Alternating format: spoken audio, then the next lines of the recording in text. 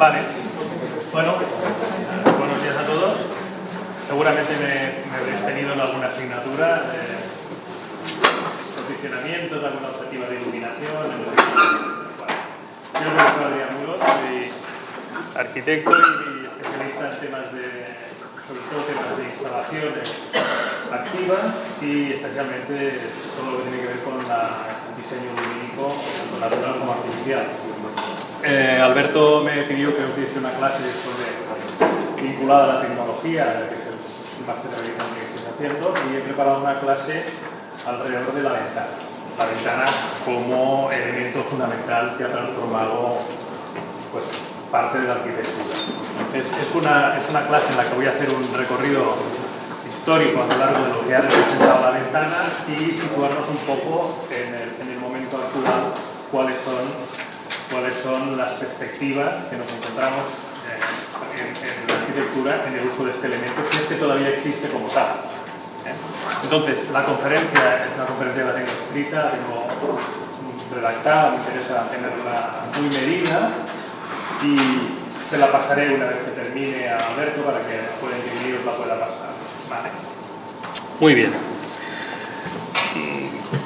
Empecemos. Bueno. Todos hemos tenido alguna vez la experiencia de abrir una ventana, dejar entrar esa suave brisa de primavera y esos primeros rayos de sol matinales. Hoy voy a hablar de la ventana a lo largo de la historia de la arquitectura, pero de lo que menos voy a hablar es de la ventana como un elemento material. Me voy a centrar en su esencia, que no es tanto su formalidad como su funcionalidad. También voy a hablar de cómo la tecnología, en un afán de innovar para mejorar esa funcionalidad, ha conseguido transformar totalmente la ventana. La palabra ventana, como sabéis, proviene del latín ventus, que significa viento. El término inglés window proviene de wind, que también significa viento. Así pues, la palabra ventana originariamente está relacionada con la ventilación y no con la iluminación. Ambas palabras, ventus y window, vienen de una raíz indoeuropea que es wi, que significa soplar. Más tarde, en el castellano antiguo, la palabra usada para definir la ventana fue iniestra, que procedía también a su vez del latín, que en francés el término derivó en fenêtre y en catalán finestra. Así pues, la función original de la ventana está claro que era la ventilación. Las ventanas nasales son un ejemplo muy clarificador de ese concepto. Como todo elemento de la arquitectura, la ventana cumple a su vez diversas funciones, que también iré desgranando poco a poco, analizando con ejemplos sus características y las sensaciones que transmite. Los primeros refugios del hombre primitivo fueron grutas o cuevas naturales con huecos que eran el nexo de conexión entre el interior seguro y ese mundo exterior. A través de ellos entraba el aire y entraba la luz. Estas cuevas constituyeron su hábitat durante mucho tiempo, hasta que empezó a realizar sus primeras construcciones. Fue donde por primera vez el hombre experimentó los efectos ancestrales de las ventanas, vio cómo la luz entraba en un espacio oscuro, inferior, y descubrió sus mágicos efectos. Experimentó la luz cenital, cambiante y potente, con una marcada verticalidad, una luz que dirige nuestra vista y nuestro pensamiento hacia el cielo. Pero también descubrió la luz lateral, propia de las ventanas, que penetra en profundidad e intensidad según su dimensión y tamaño, hasta conectarnos horizontalmente con el paisaje exterior. Sus primeras construcciones fueron también grutas o cuevas, esta vez excavadas por ellos en rocas o arcilla, realizando por primera vez esas ventanas, experimentando con la materialidad del terreno y descubriendo rápidamente esa relación entre el hueco y la materia, siempre al amparo de sus posibilidades técnicas y extremadamente condicionados por las características climatológicas del lugar. Posteriormente, el hombre saldrá de la cueva y construirá pequeños cobijos, utilizando los materiales que están a su alcance. Construirá en adobe los casars de Marruecos, en piedra las payozas gallegas, en madera los hogar del pueblo navajo de Norteamérica. También con paja la casa mapuche en Chile, o con piedras las casas pizarras de las Urdes, o piedra seca los trulli de Italia. La mayoría de estas construcciones son espacios únicos, con un único hueco central en la cubierta, que permite exclusivamente la salida de humos y la ventilación. Las ventanas eran muy escasas y de dimensiones muy reducidas. Desde el principio, pues, la ventana es un elemento arquitectónico asociado a un elemento opaco, a un muro, o bien a un cerramiento constructivo que conforma esos primeros ejemplos de arquitectura. En la construcción popular, la tecnología constructiva del muro era el principal condicionante de la ventana, especialmente de su geometría, pero sobre todo de su tamaño, que a su vez también venía influenciado por las condiciones climáticas del lugar. En estas primeras construcciones, la luz no era buscada, era simplemente la consecuencia de esas posibilidades constructivas de abrir un hueco en el muro. Los espacios interiores generalmente eran de materiales naturales, eran oscuros, y generalmente la luz interior era la luz del fuego. En la domus romanas, las ventanas se reducían a pequeños huecos de ventilación situados fundamentalmente en las cocinas y en los almacenes, dejando que la iluminación de las estancias principales entrase cenitalmente a través del impluvium y del perístilo, recordando aquella imagen de las primeras grutas ancestrales. La construcción de la domus introduce el patio como elemento característico de la arquitectura mediterránea, de climas suaves, cálidos y húmedos. El patio permite crear una atmósfera semi-exterior, controlada, y recrea virtualmente una naturaleza propia y un ambiente singular lleno de sombras y olores. En el patio la luz es más sutil que en el exterior. Se crean filtros naturales, espacios de transición porticados que ayudan a suavizar la transición entre el interior y el exterior. La luz del patio es, pues, una luz controlada, es una luz matizada por su materialidad y filtrada por elementos vegetales. Yo diría que un patio es como una gran lámpara de luz natural que impregna con una magia especial todo el espacio que lo envuelve. Con la aparición de la arquitectura de estilo, la ventana se convierte en un elemento del lenguaje formal. Adquiere una gran importancia compositiva. La internacionalización de la arquitectura de estilo empieza a estresar a la ventana, al imponerle formas y tamaños característicos de cada estilo, pero ajenos a las necesidades del confort y a su comportamiento ambiental. En este momento aparecen los primeros tratados de arquitectura en los que la ventana debe mantener un patrón propio sujeto al lenguaje arquitectónico. Su materialidad y su funcionalidad están determinadas por cada uno de los estilos que marcarán una gran parte de la arquitectura de ese periodo, desde el Renacimiento hasta la Revolución Industrial. La carga emocional y simbólica de la luz tendrá su máxima expresión en los edificios destinados al culto religioso. Iglesias y catedrales competirán por la luz en una comunicación directa entre espacio y arquitectura. De las basílicas cistercienses a las iglesias modernas actuales, hay una continua interpretación de la luz, del ritmo y de la sociedad, y también de la ventana.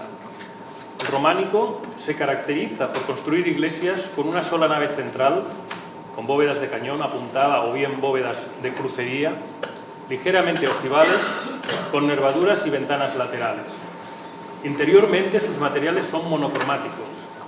Las ventanas son normalmente blancas. Su luz transmite austeridad y calma en el interior. Es una luz sin ruido cromático que contribuye al silencio y al recogimiento. El patio civil de la domus romana se convierte en claustro en las catedrales. La luz se filtra a través de las perforaciones del muro creando desde atmósferas suaves e iluminaciones uniformes hasta fuertes contrastes lumínicos, donde perforaciones y masa compiten con un predominio de los claroscuros y los ritmos cambiantes. Las nuevas tecnologías constructivas hicieron virtualmente innecesarios los muros pesados del interior, reduciéndolos a vanos vacíos y esbeltos pilares. El interior de las iglesias se llenó de luz, y la luz caracterizará el nuevo espacio de las catedrales góticas.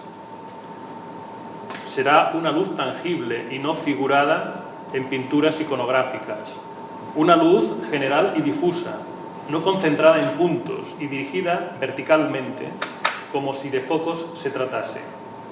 Es a la vez una luz transfigurada y coloreada mediante el juego de las vidrieras y los rosetones, que transforman el espacio creando efectos irreales y simbólicos.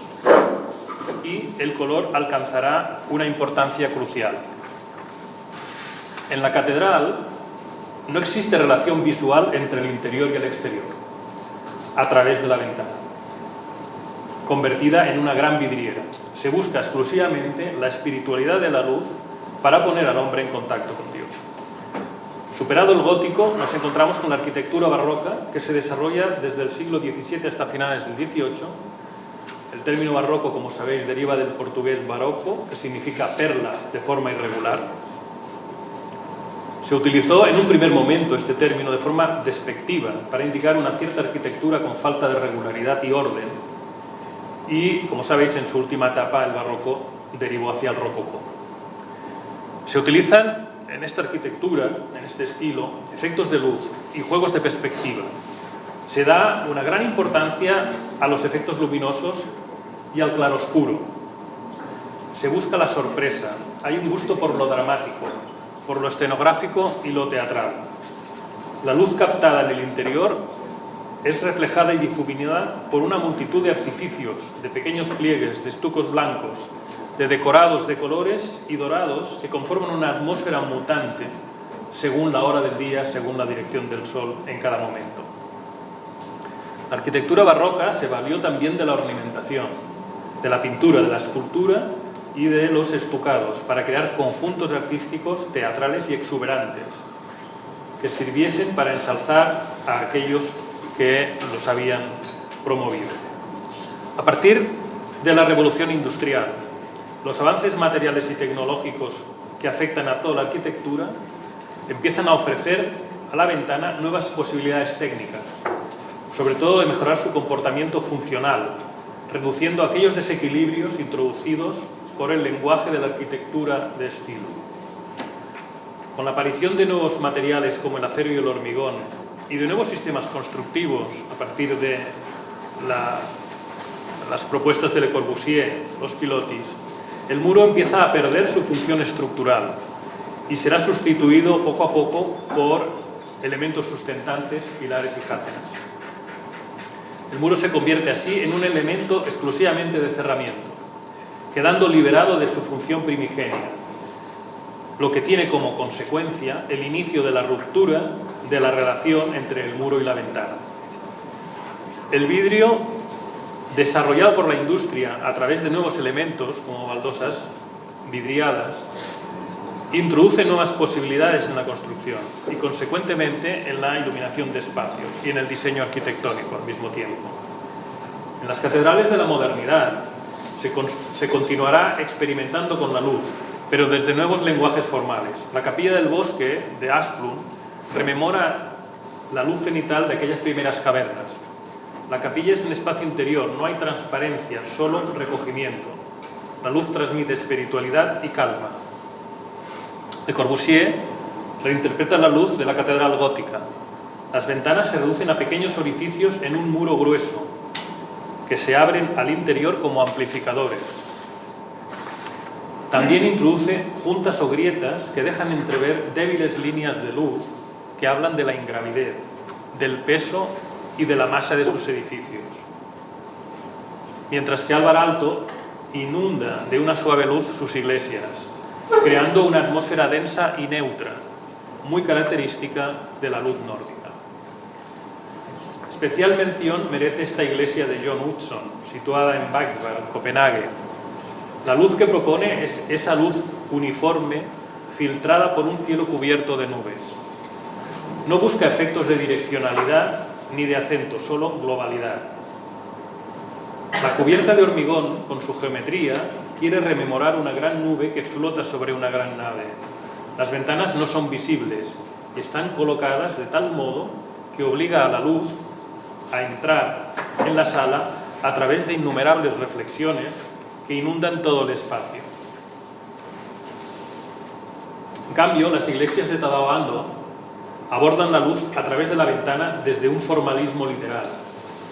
Ando utiliza la luz por una capacidad de perforar el muro de hormigón en la iglesia de la luz, o bien de crear su negativo en la iglesia del Monte Rothko, hasta que finalmente hace desaparecer cualquier rastro de ventana o muro en la iglesia del agua. Este concepto, llevado al extremo, se muestra en la iglesia de Jesús en Múnich, de los arquitectos Hallmann, Schiatel y Wagner, donde podríamos decir que una ventana tridimensional convertida en un muro envuelve literalmente el espacio de la iglesia. La luz es omnidireccional, como si el espacio estuviese flotando en el interior de una nube blanca. Este cambio en la funcionalidad del muro, dejando de ser un elemento de soporte para ser solo cerramiento, tendrá consecuencias irreversibles en la ventana. Se irá produciendo poco a poco una subdivisión del muro tradicional en diferentes capas especializadas en dar respuestas concretas a sus diferentes requerimientos constructivos y ambientales. La especificidad de cada elemento o capa se hará necesaria e irreversible, y la ventana también evolucionará incorporando nuevos elementos dedicados a la protección solar, al aislamiento térmico, al aislamiento acústico, la estanqueidad, la seguridad y muchos más. Veremos diferentes soluciones de protección solar, como las persianas enrollables, abatibles, plegables, proyectables, que se han integrado perfectamente tanto en el modernismo catalán como en la arquitectura actual. Un ejemplo destacable del uso de esta tradicional y económica persiana enrollable es el proyecto de Martorell, Bohigas y Mackay de las escuelas Tau. O bien, un ejemplo más reciente que reinterpreta formalmente la persiana enrollable y proyectable en este edificio de Moneo Martínez La Peña, donde podemos apreciar claramente las diferentes capas superpuestas que constituyen la ventana como cerramiento del edificio.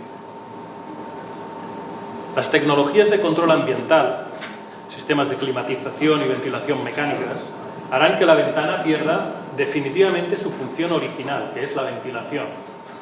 No obstante, la tecnología actual ha desarrollado elementos específicos de ventilación que se incorporan a la ventana, impulsados en parte por las normativas actuales del Código Técnico de la Edificación, que obliga a ventilar permanentemente cualquier espacio habitable.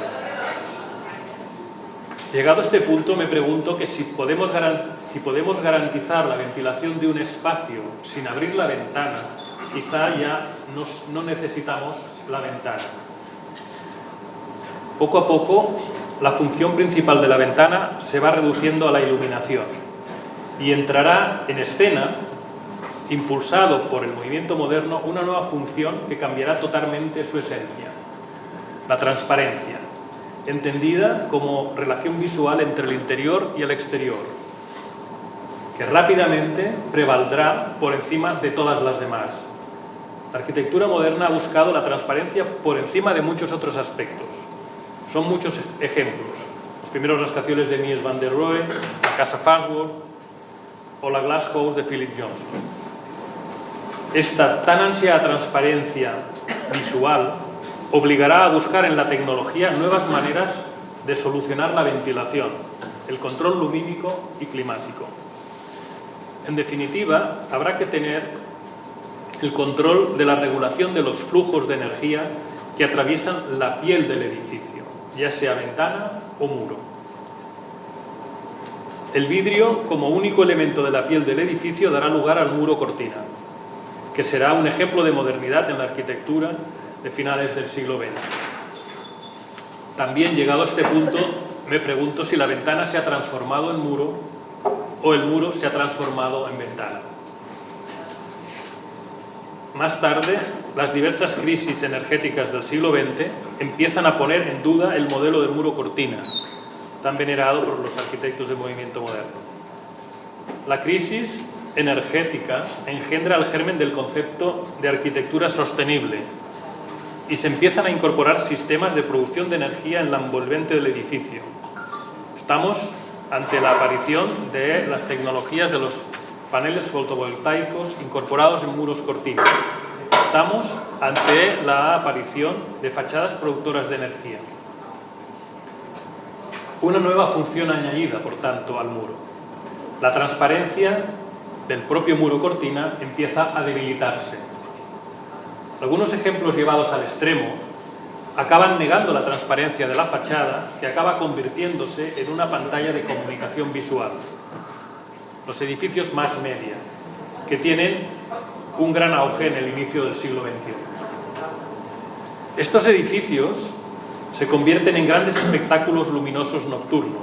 La búsqueda de la transparencia y la luz de la modernidad, gracias a la energía y a la tecnología del LED, desemboca en una fachada totalmente opaca, convertidas en enormes pantallas de televisión, donde se representa un nuevo espectáculo propio de la sociedad de la comunicación del siglo XXI.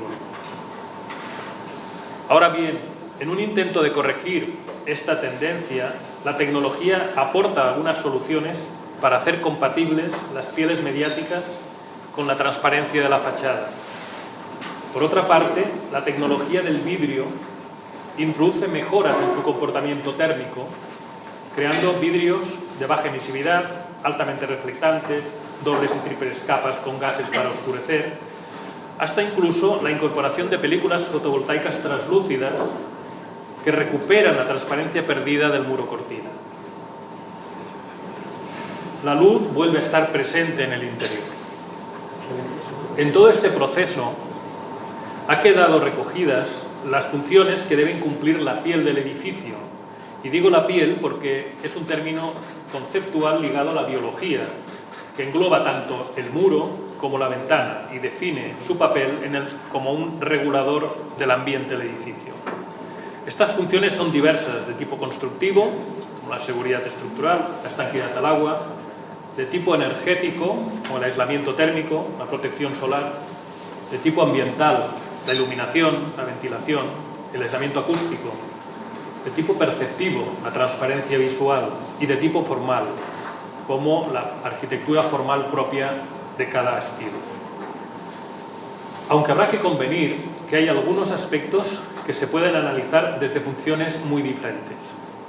Sin embargo, la mayoría de las fachadas presentan soluciones permanentes y poco flexibles, que no permiten dar una respuesta adaptativa al dinamismo de los agentes climáticos externos. Nuevamente, la tecnología intentará dar una respuesta automatizada a este desajuste ambiental del muro cortina, y nos encontramos ante la aparición de fachadas dinámicas. Es otra capa superpuesta más, que mediante mecanismos móviles permite adaptar su comportamiento a las condiciones ambientales del lugar para garantizar un buen comportamiento energético. La sede de Abu Dhabi Base Council es uno de los edificios con la fachada más sofisticada de los que se han construido en los últimos años. La piel de las torres, que es de vidrio, se recubre mediante un sistema de protección solar móvil en las orientaciones este, oeste y sur. La doble piel protege allí donde es más necesario, pero además permite una apertura graduada en función de la incidencia solar y de la época del año. La fachada se inspira en las masarabillas, son celosías típicas de la arquitectura árabe tradicional, que permite el paso del aire pero evitan la incidencia solar directa. El café-restaurante Open, situado en la estructura de un antiguo puente, en Holanda, cuenta con una fachada cristalada con un sistema de ventanas retráctiles, semejante al ejemplo anterior. En este caso, cada módulo de ventana está compuesto por dos hojas que se pliegan sobre un eje situado a media altura, que se desplaza hasta permitir la apertura total del hueco. Aquí la ventilación sí es posible.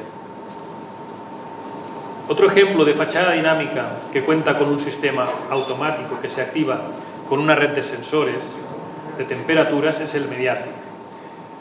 El edificio presenta una piel con bolsas de EPTE con gas nitrógeno que permiten regular el comportamiento energético de una forma automatizada. Aquí, transparencia y ventilación quedan segregados de esta piel. Y finalmente, el diseño de Henrik Lansen de la Universidad de Kolding, Dinamarca, cuenta con una fachada cinética receptiva al clima que regula la temperatura interior de una manera totalmente automatizada. Estamos pues ante la aparición de nuevas y complejas tecnologías incorporadas como una capa más al ancestral muro, con una función específica, el control biológico del edificio. Un prototipo en proceso de construcción actualmente en Alemania está revolucionando el sector de las energías renovables al demostrar que gracias a un sistema de fachadas que utilizan microalgas vivas es posible dar sombra y generar energía renovable al mismo tiempo. Las algas bioreactivas dan sombra y son una fuente de energía verde para aplicar en el propio edificio. Esta tecnología nos está abriendo nuevas posibilidades para decidir a través de qué tipo de ventana nos relacionaremos con el entorno y decidir las sensaciones que queremos tener en el espacio que habitamos. Ya no solo podemos decidir mirar el mundo a través de un muro o bien a través de una ventana. Hablamos ya de entornos que van más allá de la arquitectura, ya sea en el espacio exterior o en espacios virtuales presentes solo en nuestra percepción visual. Gracias. Bueno, hasta aquí la conferencia sobre... ¿Alguna cuestión, alguna pregunta, algún comentario? Adrián, las referencias de estas nos puedes pasar una lista. Pasaré la presentación, que es un texto escrito con las imágenes y referencias. Vale. Sí, lo he comentado al principio. Sí. Y ya que estamos,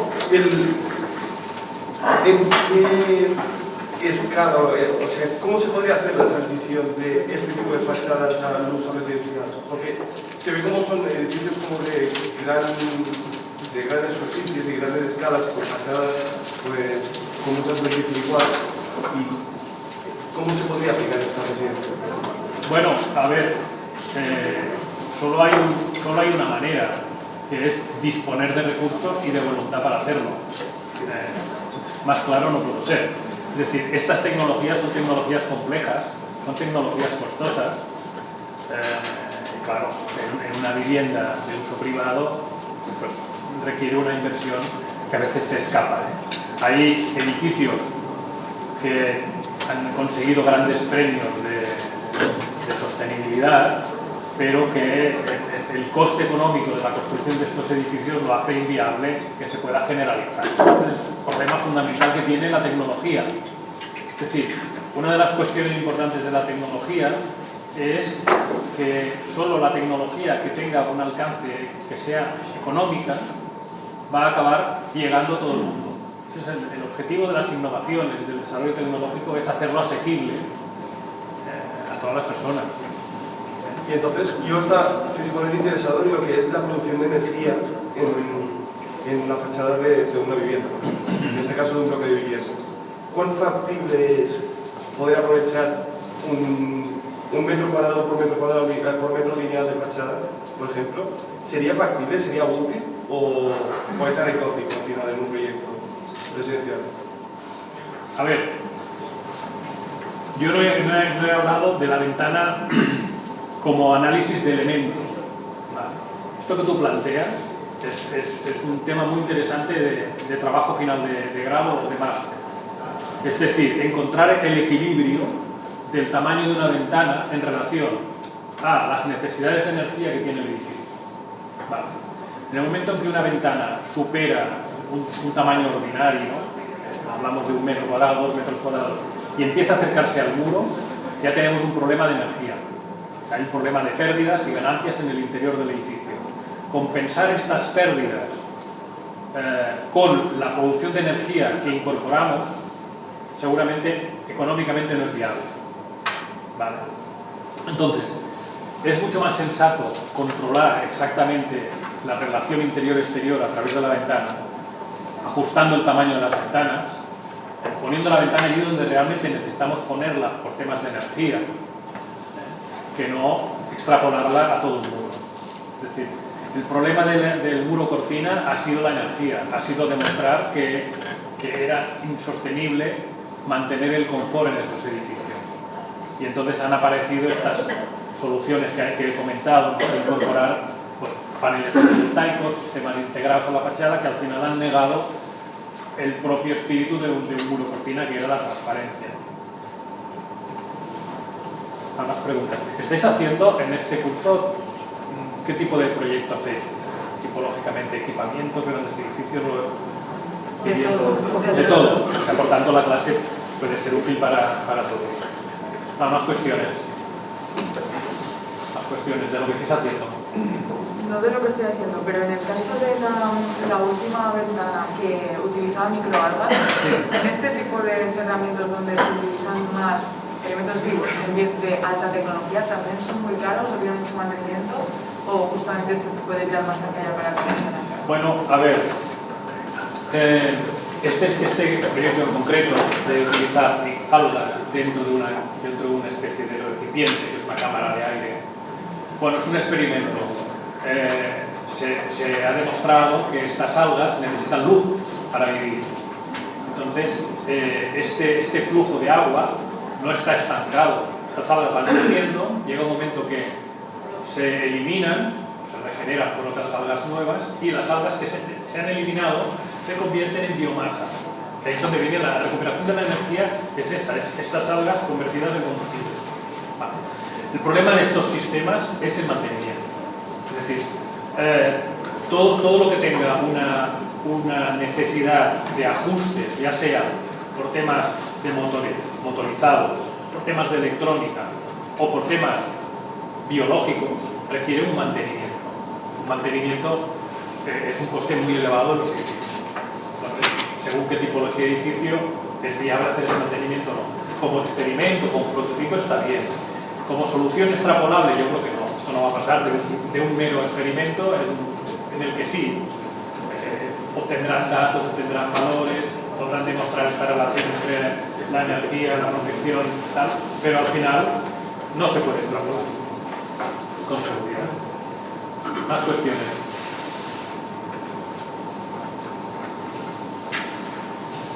¿Hay más cuestiones?